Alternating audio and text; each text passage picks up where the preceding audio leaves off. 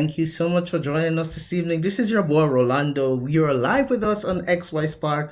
To all of our viewers out there on Facebook and on YouTube, we're so glad that you've taken the time to be with us. For those who are listening to us on our regular podcast on the Podbeam or iTunes, we thank you guys. Just wanted to remind you that we have started season 2 and we have now decided to go live so you can see and meet all our guests. You can put a face to the name. And this evening, we have a very, very special guest who has decided to join us. And I'm very excited to have with us this evening Emily Lehmann. Emily, welcome. Hi, thank you so much for having me. I'm so excited to be here. Yes, Emily, we're happy to have you. You know, guys, I want to tell you, I reached out to Emily, and Emily has an amazing story. Emily's story, I thought it would be a very wonderful thing for us to have for those who are listening to XY Spark. They can receive what I call a powerful woman with a powerful life experience who herself is a podcaster who has decided to come and say, Rolando, I want to share my story because I believe that though the work that you're doing is to restore healthy masculinity, my story is a story that can help no matter what gender, race, or ethnicity. And so Emily has decided to be with us this evening. Emily, tell us a little bit about yourself. Yeah, thank you so much. I am 5 years sober from opiates. Those were my drug of choice, Xanax as well.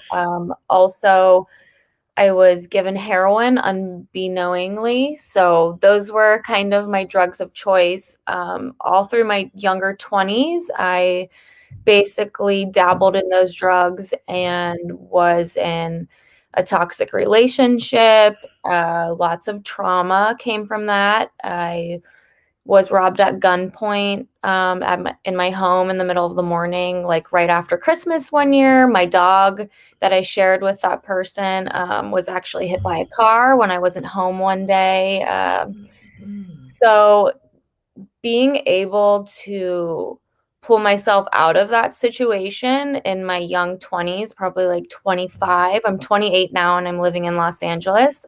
I used to mhm. live in Cincinnati, Ohio, which is where this all took place. And, the opioid epidemic in the Midwest and in Ohio and in Kentucky and in those areas, it's really bad. It's so out of control. And by doing this show and sharing my story, I really would love to bring awareness to that. And a lot of people don't really realize that some people might be struggling with an addiction, no matter what it may be. It doesn't have to be drugs. It can be your cell phone. It could be porn. It could be eating. I mean, you find an addiction in everything. And, I've switched my addictions to like sugar and candy now. Um, I find a lot of peace in doing practicing having a schedule and a routine has really worked for me. I'm not your typical like 12-step NA meeting type of girl. I've never been I've never been to a meeting. I've never been that type of girl. So for me, it's just really been about like finding out what works for me on my path. And I think today, so many people love to compare and contrast and with social media and everyone thinks like everything is so great. And with May being Mental Health Awareness Month, I think people need to take the time to check in on others and their friends and their families. And, it might seem like everyone is okay on the outside.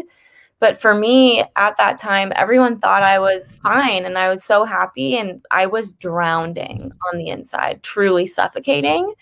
So, and no one ever asked me, hey, are you okay? Had Mhm, someone maybe had asked me that, like maybe I would have cracked and mhm, my life, I could have changed things a little bit sooner. Um, mhm, but I also didn't ask for help. Um, mm, that wasn't, mhm, I kind of came to the conclusion that I just kind of woke up one day and things kind of changed. You can only take so much, I feel like, and there's just like that breaking point, and people like to call it a rock bottom. I don't, Mm-hmm. it doesn't really matter, I guess, what you call it. Everyone has that breaking point, and for me, I moved home. I moved out of that situation. I moved back in with my parents, and it was great. They really helped keep me accountable. I have a bajillion like post-it notes and things all around me. I need structure. I've realized that.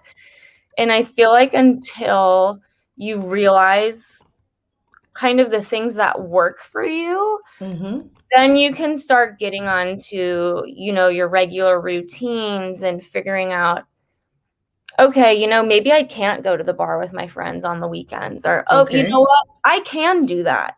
Everyone's Mm-hmm. path is different. For me, I can go out on the weekends with my friends and I can go to bars, Okay. I can go out and be social. Mm-hmm. Alcoholism for me, that has never been an issue. I've never been a really heavy drinker. I've never sat back and thrown back like a bottle of vodka. That's just not me. Mm. I don't like the taste. I'm a very picky eater. Like, so if it doesn't taste good, like I don't want it. So that's just never Mm-hmm. really been a thing for me. So, I can go out and have a glass of wine on a weekend with my sister or my mom or for my birthday. Mm-hmm. That's not really a thing for me. But like I said, everyone's pathway in sobriety is so, so different. Mm-hmm. And that's really what I've been learning a lot this year. I honestly wasn't really even considering myself sober, I think, for a while, because, like I do drink sometimes, or I do consume cannabis sometimes. And a lot of people in the NA 12-step program, it's like one way or the highway. And it's like, no, no, no, you can't do these things and be sober. But I'm learning through my own growth that I am sober and I can be sober. I'm not abusing pills. I'm not drinking a glass of wine does not make me crave an opiate or anything like that. I've been very blessed and very lucky. I don't really have cravings like that. I've never really experienced them as bad as some other people have. Some people get horrible, horrible cravings, and some people just cannot do that. So yeah. Mm, wow, wow. Emily, as I'm listening to you, the piece that becomes interesting is recovery. It has so many different dynamics to it, like what you've said. For example, there are persons who they they can't start drinking a glass of wine because that entrance opens them up to a world of overdose, or opens Oh them up to a yeah. world of. So your story definitely is not something that's ordinary, and good for you. Let me ask you, tell me a little bit. How did you what happened in your life that brought you to the realization that something needs to change? How did you make that move? Because we're talking about overcoming the story of recovery and personal development. What happened? I think, for a while I remember like vividly falling asleep where I used to live in this house. And I remember sometimes I would fall asleep and it would feel like I was literally just falling into a black hole, and like I'm trying to like claw my way out, but I just keep sinking darker and darker Mm-hmm. and darker.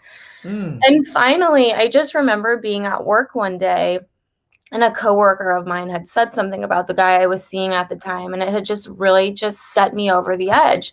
And I Mm-hmm. left work. I called my dad. I was like, I need you to bring Bradley's truck. Bradley is my brother. I was like, I need you to bring the truck. I need you to come to this house, and I need you to pack up all of my shit. I was like, I don't want you to ask me any questions. This is the like, don't ask, don't tell. I need you to just come here. I need you to get all of this shit out of Mm-hmm. this house. And I just have to do it. And like, I have to do it now or I'm never going to do it. It's like, I Mm-hmm. need it to happen then. And if I did not make that phone call then, I mean, God only knows how much longer I would have stayed in that relationship and or put myself at risk by Mm-hmm. continuing to do drugs, mix tons of drugs, doing drugs I didn't even know I was being given. Mm-hmm. So, And living with an addict like that, it just really takes a toll on you. I had been trying to get sober like a few times, and it's really hard to stay sober and continue to stay sober. I think when you're living also with an addict and Mm-hmm. Mm-hmm. he's wanting, so okay, so he has a slip. Oh, okay, I'll just have some too. It's fine. It's just one night. And then Mm-hmm. I'm going through the whole cycle again. I'm sweating. I feel like crap. I'm going through withdrawal. I'm like, okay, why am I doing this? And the Mm-hmm. cycle just keeps going and going and going. And I think something in me just, I don't even really know what it is, but something just snapped. And I was just like, I can't keep living like this. This isn't who I want to be.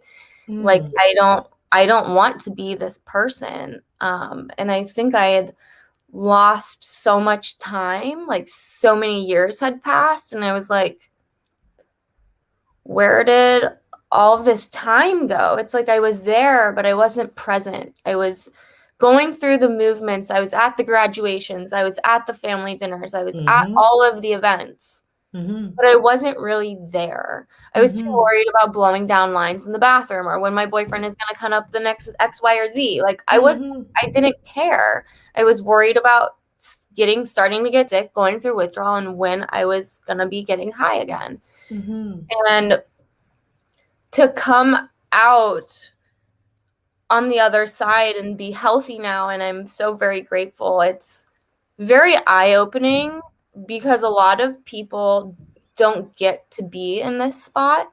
Mm-hmm. Addiction takes a lot, whether Mm-hmm. it's your life or, I mean, it can mess with you mentally. There are people I know that I've grown up with my whole life who are on drugs, and they're not the same person. I don't know them. That's not the same Kyle I grew up with. That's a different person now.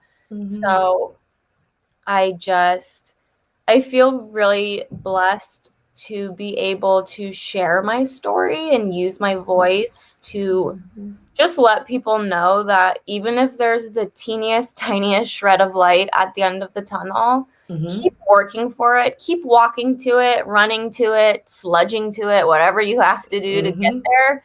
Just Yeah. keep going. I mean, Yeah. there were days where I don't want to get out of bed. And, I struggle with anxiety and depression and other, I have some mental illnesses of my own outside of Mm-hmm. my addictions. And, it's hard. It's hard. It's hard for everyone. I feel like sometimes, Yeah. to just like get up and, do those things that you want to do. And I've found that having a really good support system is just so important. Mm-hmm. If you Mm-hmm. don't have that support, Mm-hmm. I I feel it will be very hard for you or that person to continue to make progress. You need those people cheering you on and giving you those positive reinforcements. I find that so important. And like I said, I really went through my recovery alone. I didn't go to NA. I didn't do 12 steps. I wasn't a part of any like rehab recovery Facebook groups. I like didn't Mm. think to join any. None of my girlfriends, can relate to this. Mm-hmm.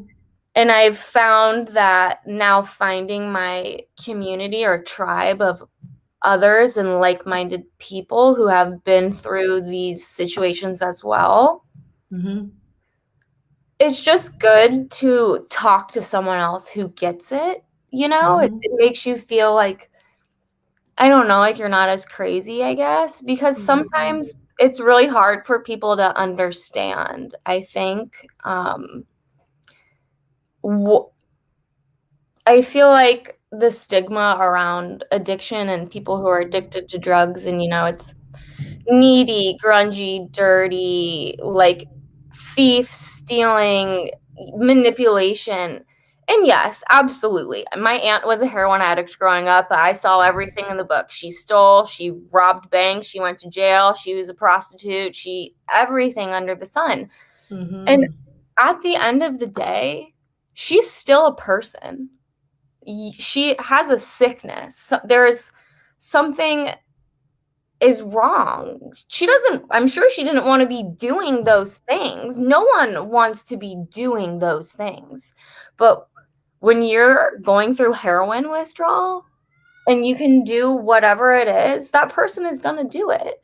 And I think that's what people don't understand is the power of addiction. Mm, Bob doesn't want to steal $100 out of his mom's wallet, but is he going to so he doesn't feel like dog shit tonight? mhm, Absolutely. And I feel like I spoke with a girl and she had one friend through her whole entire addiction, a best friend from childhood, and she stuck with her through the entire thing, the ups, the mhm, downs, everything. And they're mhm. still friends today. And I just think that's so beautiful because a lot of relationships get burned through addiction. And I understand. I've seen it, I've lived through it, and I know how that can happen. But I also think at the end of the day, we have to remember that these people with an addiction or someone who's sick, they need help just like everyone else, just like the girl sitting at the psych ward or the person who has cancer or whatever else. Like, we're all humans and everyone deserves the same help and the same access to help.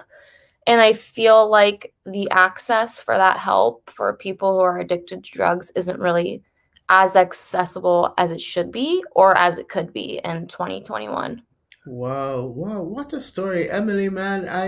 I'm listening to you and I'm saying I really admire the guts that you have and how bold you're sharing your story. And I'm hoping that all those who are watching our live podcast this evening, or those who are hearing your story, who may be struggling with an addiction or have a family member who's struggling, they are hearing what you're saying, that hey, they are human beings too, and they need help, and that is so powerful. And I'm hoping that this will encourage more people to come forward and talk. You also mentioned about your own struggle with anxiety and depression.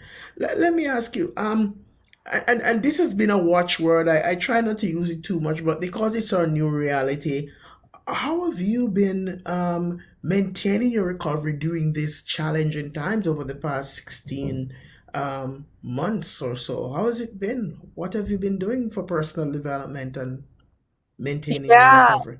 that's a great question. I love to journal. I when I was during my substance abuse, I journaled then, and I Mm-hmm. have stories and the memories and journaling. I feel like when I write something down, I mean it and I'm serious about it. Whereas if I just say something kind of in my head, I won't take it as seriously. But if I write it on paper, like I know that those feelings are real and they're valid because I'm writing them down and I know that I mean them. So Mm-hmm. I do a lot of journaling because I like to be able to like see my progress and like track my moods or like, kind of just like what's going on in my life. Mm-hmm. Clean eating is so, so important. I am not the best at it, but I do make a conscious effort to try to eat cleaner.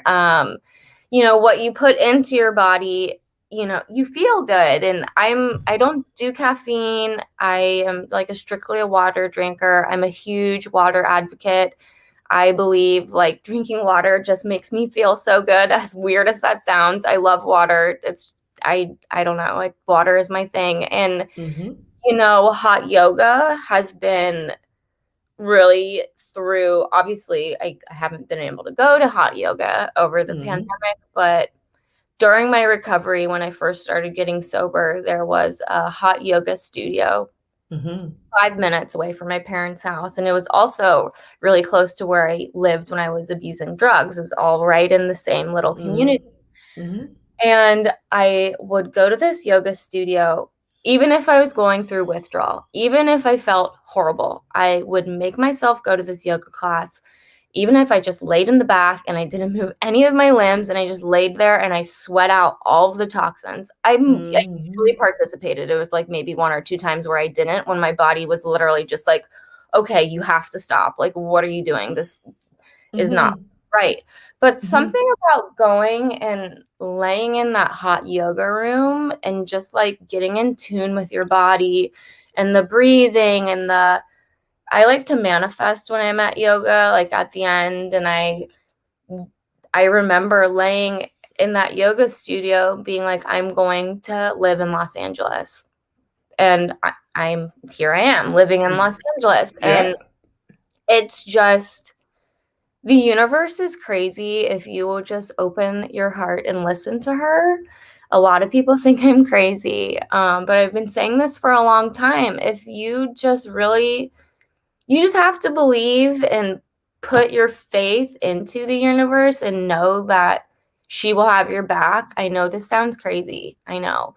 But like I moved to Los Angeles, I didn't have a job. I didn't know what the hell I was doing, but I've been here for 2 years and I love it and I feel like I'm doing a good job. I'm not living under a tent on the side of the freeway. So, it's just you have to make the best of what you have and you have to know what works for you. If you fucking hate yoga and you know that you don't want to do it, then don't go to yoga. Go to a horseback riding class, go painting, go to do ceramics. You have to find something, like I said, back to the candy. You have to find something to replace that addiction with something else. We all do it, whether it's replacing going for a run with a swim or it's like you give up nicotine, you pick up something else, whether it's gum or it's lollipops or Tic Tacs. You're substituting that for something else, and that's what we do. And as long as it's a healthier habit, then I believe that's okay. Okay, okay, wow. Can you tell us a little bit, because you do some podcasting, what are some of the nuggets that you promote on your podcast to help your listeners to grow? What's the foundation of your podcast? Yeah, so my podcast is called In Layman's Terms, and it's just getting started. So ideally, the overall goal is to just annihilate the stigma that surrounds addiction and mental health. I want to soften that. I think the dialogue around these conversations really needs to be blown wide open. There's so much to discuss, and I feel like we're making really great headway. I mean, 6 or 7 years ago, you probably wouldn't really hear the word anxiety. Oh, I have social anxiety as common as you do in discussions today. When Mm-hmm. I was growing up, when I was, in middle school or elementary school, I would have loved to know what anxiety was because I fucking had it. And I didn't know what was wrong with me. I would be at school and I'm feeling anxious. Like, I did not like when people would sit behind me. So dumb.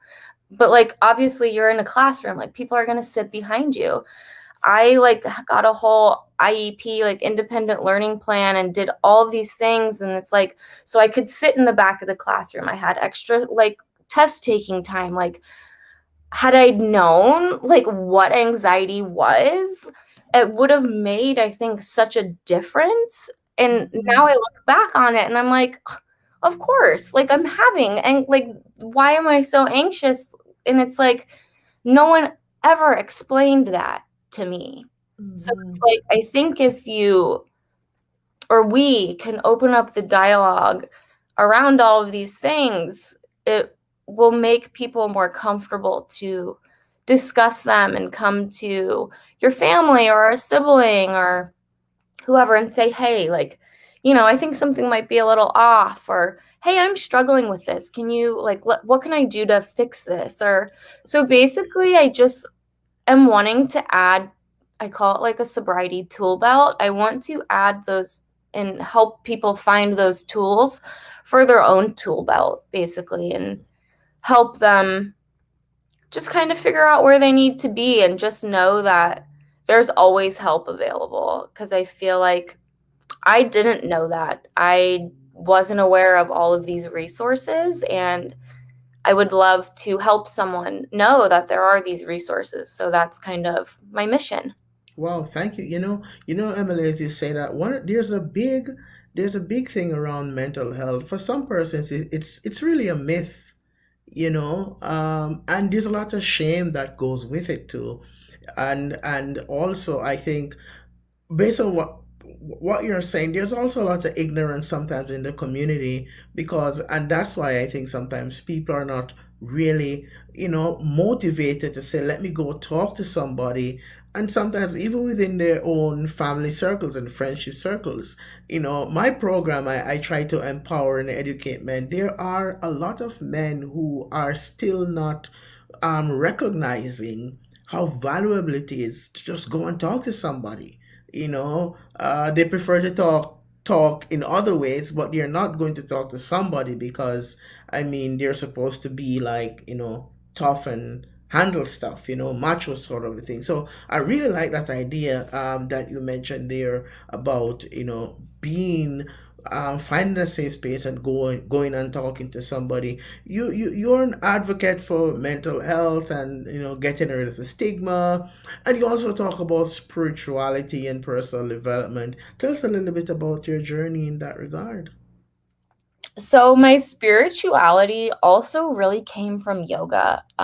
It just really put me in that like Zen zone. And I got like really into astrology and like the moons, and like at the time after I'd like broke up with that boy, I was like at my parents' house and I was like writing letters and I was like burning them in a fireplace with like all these stones. And my dad is like, "What? Like, are you okay? Like, what is going on?" He's like, "What witchcraft are you practicing?" I'm like, "Oh my God." But it's just, I really, during that time is when I used to be such a negative person. I used to always see the glass as half empty and not half full. And Mm. after I got sober, everything for me was like, yay, like the glass is full, the glass is full. Like I never had really looked at life like that before. Like it was like everything was just really like dimmed. And so I just started really focusing on like myself and listening to my body and the Mm-hmm. universe and just trusting. And I prayed. I grew up, I went to a Catholic private school for some of Mm-hmm. my grade school. I got kicked out of school when I was 14 for snorting Vicodin, and I had to move schools. So I then moved from a public school to a Catholic school. But Mm. regardless of like what your religion may be, or like who you see your God as, or whatever that might be for you, I found that to be my best outlet, I think. And so, like, praying, being so spiritual, journaling, manifesting what I want, writing down those affirmations in my journal, and Mm-hmm. asking the universe for that. Mm-hmm. It Mm-hmm. sounds crazy. I know it does. But it works. I mean, I have had so many things where I will speak into existence and then they happen, and it's just like, okay, wow, like you just have to be open. You have to just, I don't know, so much. The way I saw things just really changed for me after I got sober. And I remember just like being so excited, like telling my parents and my mom, I'm like, no, you like have to manifest this. Like you have to. And my dad's like, are you like on crack? Like, what is wrong with you? Like this isn't how life works. I'm like, this is why it's not gonna work for you, because you're not being you're not accepting, you're not opening. Like, so I mean, that's just really, because I feel like when you're so low, there's really nowhere else to turn to besides like an upper. For me, I just always turn to like an upper power. I guess I don't know. I kind of just put my faith in that and I hope for the best. And it's been working for me so far. So I'm going to keep doing it. Okay, wow, wow. Thank you, Emily. Emily, we really appreciate you and thank you. I mean, you brought your story unedited, folks. I want to tell you that Emily and I, we never sat and planned and scripted.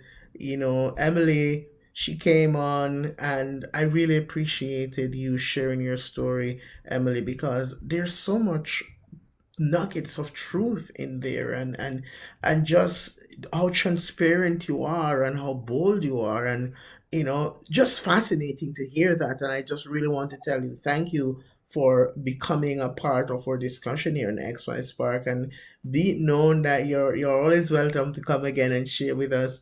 And I'm hoping that our listeners out there who are watching our live broadcast on Facebook and YouTube, or those who are listening on the Podbean app, we will be uploading this recording for you later on Podbean, so you can listen it later too. And so we thank you so much, Emily, for being here this evening. You really brought some life and light and a positive energy to our discussion, and we want to know we appreciate you. What should we expect from Emily moving forward as we wrap up? Any projects ongoing? Thank you so much for having me. This has been so fun. I'm happy to come back anytime. Yeah, just full steam ahead with my podcast. I am about to, depending on when this episode drops, I will hopefully be launched by then. I have some episodes in the queue, so I'm just like getting all my T's and I's and T's dotted. Yeah, And yeah, hopefully just networking with a lot of people. And if anyone has a story about addiction or overcoming trauma, let me know. I'd love to talk to you and grow my perfect. network, and just know that there's always help. Perfect. Thank you so much, Emily. We appreciate and thank you for being here. And we look forward to connecting with you again. And guys, those who joined us live here tonight on YouTube and Facebook, we thank you. And please know that you're more than welcome to comment. And, later on, we'll upload it for you. In the meantime, you guys keep safe. And we do hope that you'll have a great night. And we will talk to you again on our next live podcast, which is going to be on Saturday evening. We have another wonderful presentation for you. Please join us. Emily, keep safe, walk good, and have a great night.